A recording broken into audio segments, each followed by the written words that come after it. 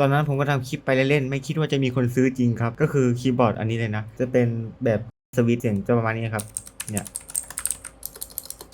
แล้วระบบไฟนะมันสามารถตั้งค่าได้เยอะจะลองปรับให้ดูคร่าวๆนะเมื่อเราจะลดไฟลงเนี่ยกดปุ่มฟังก์ชันค้างไว้แล้วก็กดลูกศรลงล่างได้เลยเกิดขึ้นประมาณนี้แล้วก็จะเปลี่ยนโหมดเนี่ยก็แค่กดฟังก์ชันแล้วก็กดตรงนี้ครับเนี่ยมันก็เปลี่ยนโหมดไฟไปเรื่อยๆได้หลายโหมดเลยเป็นแบบพกพานะครับใครสนใจก็เดี๋ยวทิ้งพิกัดไว้เหมือนเดิมนะกดที่ตะกร้าได้เลย